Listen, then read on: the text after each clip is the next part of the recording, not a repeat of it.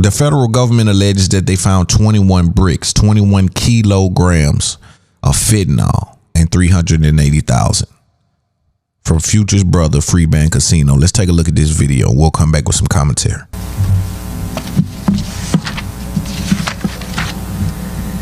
As Special Agent in Charge Brown alluded to, we're here to talk about, for the Northern District of Georgia, the material that's in front of me here today.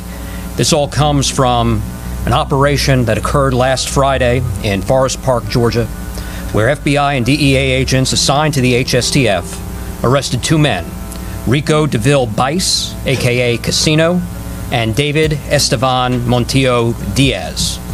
Defendant Bice was caught fleeing from an Airbnb rental where agents were executing a federal search warrant. Bice was carrying a rubber-banded stack of cash, about approximately $4,000, but a lot more banded cash, approximately $380,000 worth, was found inside the home, along with approximately 21 kilograms of suspected fentanyl, a money counting machine, a vacuum sealer used to package bricks of illegal narcotics, and the Glock 19 semi-automatic pistol that's on the table. Because just 2 milligrams of fentanyl is a lethal amount, 21 kilograms is enough fentanyl to kill millions of people, and its street value is nearly $500,000. Diaz, the second defendant who's charged in this case, is a Southern California resident with no ties to the Northern District of Georgia. He was inside the Airbnb house when agents arrived. We believe that Diaz's connection to California is significant because we know, as mentioned earlier, the Mexican drug cartels smuggle fentanyl into our country over the southwest border. Here, the work of the HSTF in just a single night took millions of deadly doses of fentanyl off the street, denied the cartels more than $800,000 worth of drug proceeds between the cash seized and the value of the fentanyl seized, and led to the arrest of the two men who now face the prospect of life imprisonment without the possibility of parole. This is just the latest of many successes of the HSTF here in Atlanta. Some of you may recall that Special Agent Brown and I stood here not long ago to announce the HSTF's record-breaking seizure of nearly 100 kilograms of fentanyl, approximately 150 kilograms of methamphetamine, cocaine, heroin, and marijuana, and dozens of firearms, including a machine gun. The squad responsible for that seizure back in June is the same squad that seized these drugs last week. And in both cases, the fentanyl was stamped with a Louis Vuitton mark to note its high potency. Because the unit cost of fentanyl is relatively low, drug traffickers and drug dealers are mixing fentanyl into a large portion of the illicit drugs that are sold on the street here in Atlanta or over the internet. More concerning is that fentanyl is commonly mixed into counterfeit pills that are pressed by drug traffickers and then sold on the street or on the internet as legitimate Xanax, Percocet, Adderall, oxycodone, or other prescription drugs. So the seizure of these 21 kilograms of fentanyl should be yet another warning to the public that fentanyl is being mixed into almost all drugs that dealers are selling on the street or online. And I cannot stress this more strongly. If a pill or a powder or another substance did not come from a doctor, a pharmacist, or some other healthcare provider, you should assume that it contains fentanyl and you should not consume it. The establishment of the HSTF is paying dividends in and around Atlanta. As directed by the president, federal law enforcement agencies are working together as part of a single team. That's the model. But more importantly, they are supported by state and local partners. Here, for example, the Clayton County Police Department, that provide continued and critical assistance with the mission. As for Bice and Diaz, they both remain in federal custody pending detention hearings next week.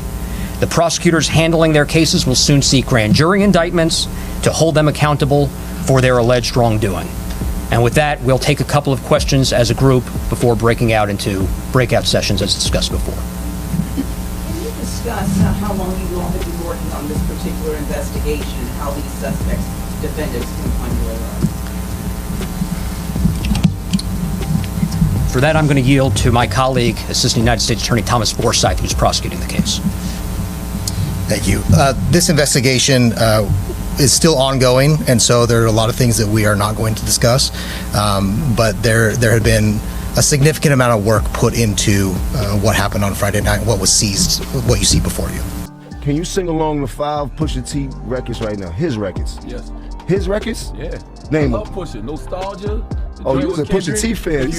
I didn't know he had fans like that. Can you name 5 Pusha T records? No, his records. Pusha T. I love your soul, my dog. You're not in my top 50. You might be in Charlamagne's top 50 and things like that, but you haven't done that much for me in my life. Like, I didn't never want to be like Pusha.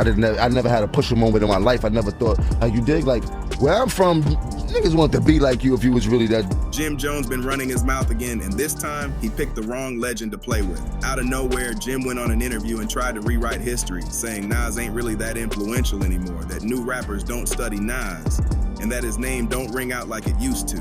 The internet couldn't believe it. People were like, who gave Jim the mic again? Because one thing you don't do in hip-hop is come for Nasir Jones, the man who wrote the blueprint for lyricism. And when those clips started spreading, one person who didn't waste a second stepping in was Pusha T, the Virginia legend himself, who made it clear Jim was out of his lane and out of his depth. Pusha didn't need to scream, troll, or drop threats. He handled it with the calm precision he's known for. Behind that quiet tone is a man who built his name off respect, skill, and integrity, the same kind of energy that Nas built hip-hop on. When Jim started talking slick, Pusha checked him quick, reminding everyone that legacy can't be erased by loud mouths or trendy podcasts. Sources say Pusha even called out Jim indirectly, saying, certain rappers forgot what this culture's built on. Respect the pen that fed you. That one sentence hit like a verse, and fans instantly knew who he was talking about.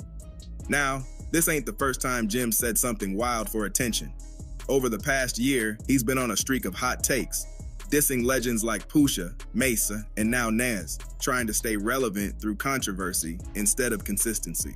But the problem is, when you start poking at real lyricists, eventually someone's gonna clap back with facts, not feelings. And that's exactly what Pusha T did. Do you like the new song? No, but you know. You don't like Ace Trumpets? What's so great about it? It's so good. It's good? It's so, oh man. It's good. So yeah, there's something going on that you ain't tell us about, bro. It's good in what? A nostalgic value of it. You don't think Ace Trumpets is hard? I don't believe them. Oh. But that's a whole nother story. I don't want to downplay nobody's craft or their music. I want to uplift heavy everybody and things like that. But I don't listen to their music. I never have. When the clip of Pusha's subtle response went viral, fans flooded social media saying, that's how you check someone with class. Because instead of engaging in a full-on beef, Pusha used words that carried weight. He reminded everyone that Nas's legacy ain't up for debate. It's carved in hip-hop's DNA. From Illmatic to King's Disease, Nas been dropping timeless work for 30 years, inspiring everyone from J. Cole to Kendrick Lamar. Meanwhile, Jim's biggest claim to fame is Dipset nostalgia and reality TV moments. Pusha also made a point about something deeper, the state of hip-hop culture. He said too many rappers today are trying to climb by tearing others down instead of building their own lane. And that's where the real divide lies, the difference between legends and loud talkers. Legends build, loud talkers beg for attention. Pusha's message was clear, real recognize real, and Nas is as real as it gets. After that, the fans flipped the internet upside down. Old heads started posting Nas lyrics with the caption, Stillmatic Energy, while younger fans flooded Jim's comments with clown emojis and memes. Even other rappers started liking Pusha's posts, quiet confirmation that he said what the culture was already thinking. Because deep down, everybody knew. Jim Jones don't got the catalog, the lyrics, or the respect to even speak on Nas's name. And when Pusha T stepped in, it was game over before Jim even realized he lost. Let's be real, Jim Jones been playing a dangerous game with his mouth for a minute now. Every few months, he finds a way to say something that gets the internet buzzing. But the problem is, those stunts are starting to backfire. It's like he's addicted to controversy because he knows without it, people ain't checking for the music. And that's the real reason he keeps name-dropping legends, because it gets views. But when you cross into Nas territory, you're not just talking about a rapper. You're talking about a cultural monument. Nas built his legacy on truth, wordplay, and staying authentic through every era. The man came from the Queensbridge projects and turned poetry into scripture. His debut album, Illmatic, is still studied like a textbook in hip-hop. Every lyric, every metaphor, every story. It's history. Meanwhile, Jim built his image off Dipset bravado and fashion moments. Yeah, he had hits, but comparing him to Nas is like comparing street smarts to sacred art. They not even in the same building. That's why Pusha T's response hit different. He's one of the few rappers in today's generation who carries that old school respect. His words come with weight. So when he stepped in, it wasn't about starting another beef. It was about setting the record straight.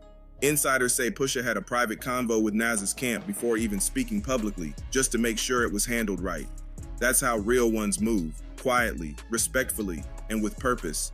When he finally addressed it, Pusha didn't even have to say Jim's name directly. He just said, "Ain't no room for clowns in conversations about kings." That line alone had the internet on fire. Fans instantly connected the dots. Jim was the clown, and Nas was the king. Simple. The meme pages went crazy, posting pictures of Jim next to court jesters saying, "When you try to diss the throne but end up cleaning it." What made it worse for Jim was how alone he looked afterward. Not one major rapper came to his defense. Not one. Nobody wanted smoke with Pusha, and definitely not with Nas's fan base. Even Dipset's own fan community was split. Some were like, "We love Jim, but he need to chill." Others said, "He's starting to sound desperate." Meanwhile, Nas kept it player. Didn't say a word. That silence, that was power. Because when you a legend, you don't argue with folks beneath your level. You just let your work speak. And that's exactly what happened. Nas's streams spiked again that week, with fans spinning Ether, "The World Is Yours," and Nas is like, just to remind the internet who the real wordsmith is.